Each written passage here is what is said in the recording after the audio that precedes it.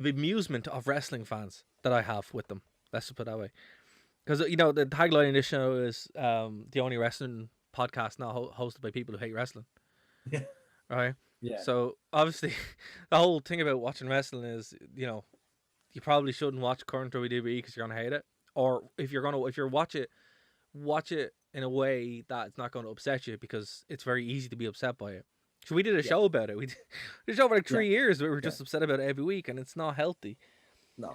So I was just watching some of the reactions to this. Right? Oh my god! I can't believe he did it. Vince makes no sense. This is crazy. He's not a real champion. Drew McIntyre should have won. Why didn't Jeff Hardy win? And I'm just like, oh yeah, one, this isn't real. Two, they had The Miz in the video package. Yeah. So if you didn't think he was knocking... Sorry. They had him in the video package, right?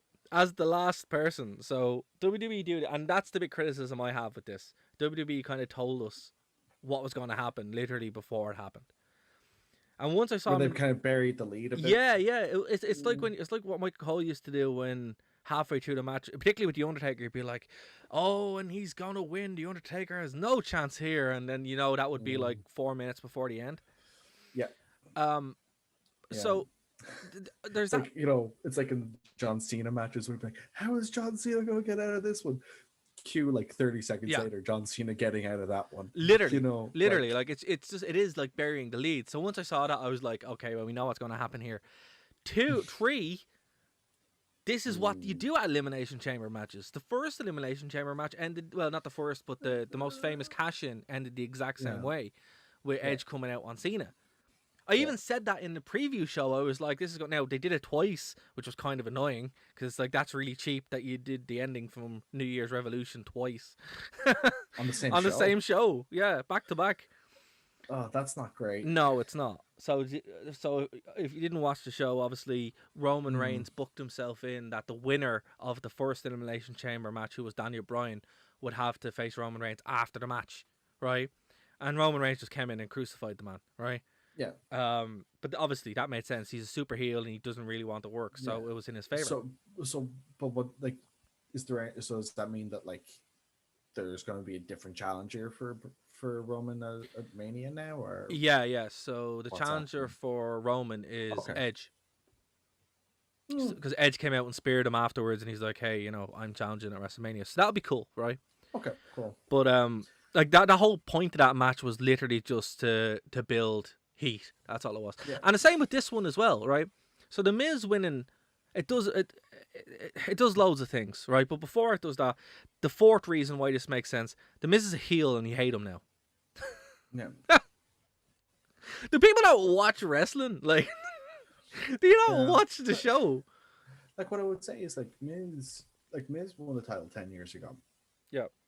Under, like, pretty similar circumstances by cash-in, and then kind of just floundered for a while. Then 4 or 5 years ago, he had that incredible promo on Bryan, and since then it's just been like, okay, surely this guy, if he's talking like this, is going to get a main event slot again.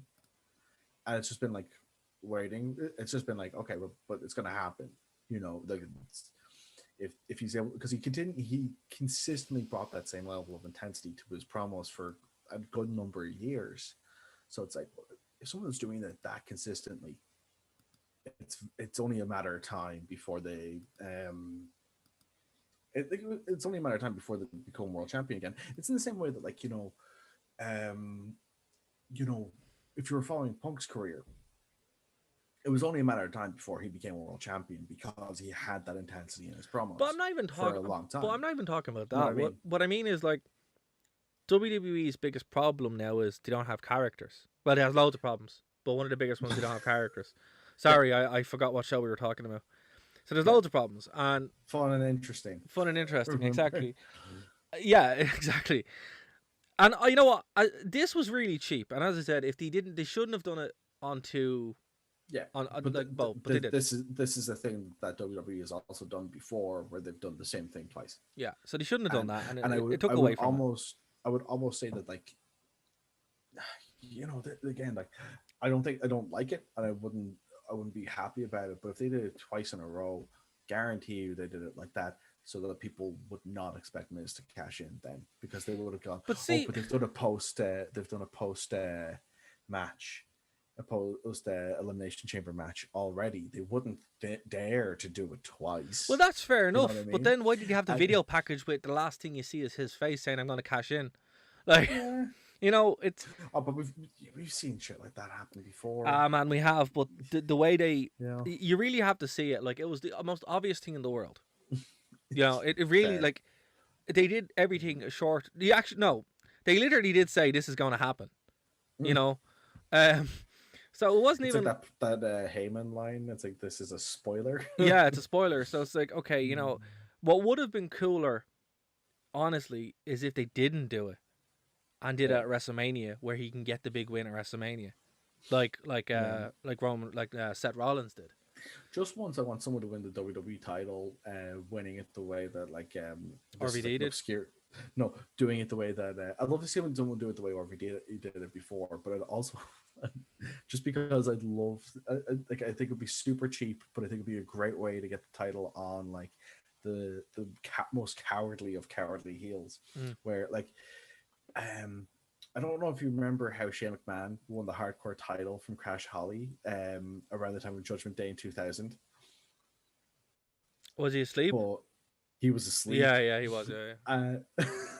Like, I just think it would be. I think, like, I think it would, like, while I think, I just think it would be like a great thing to do with, like, a cowardly heel character. Well, okay.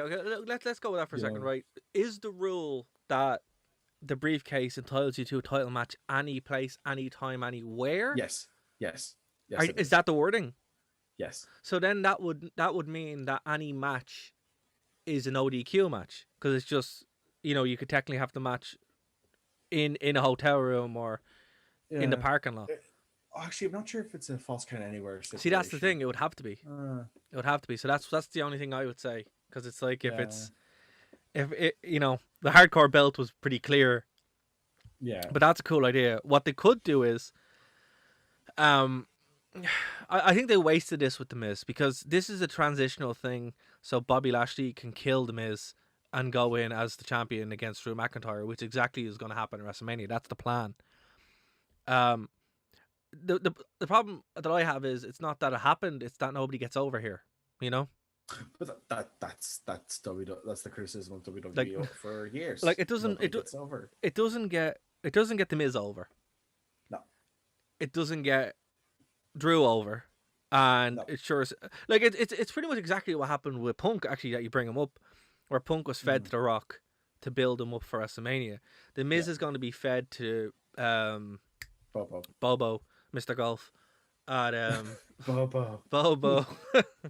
I want to play golf with my Bobo. Actually, Yeah. I wonder if they interview him now, would he be still talking about golf, or would he be talking about the WWE Championship? Somehow I think you'd be talking with the WWE Somebody, Championship. please ask him that if you're interviewing him, or on Twitter. Hey, are you more excited about the golf game you're going to play, or being the champion?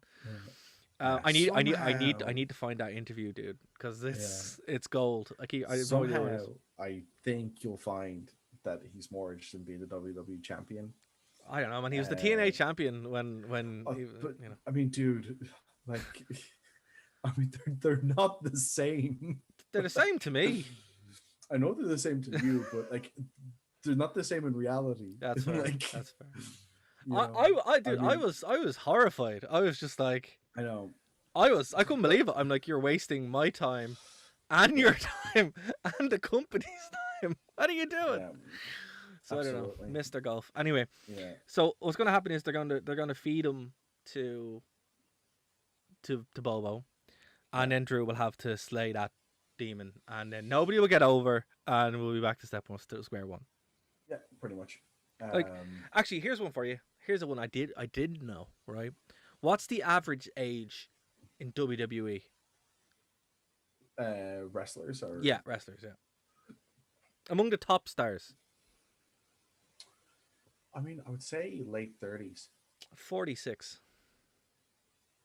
What's Yeah, the average age in AEW?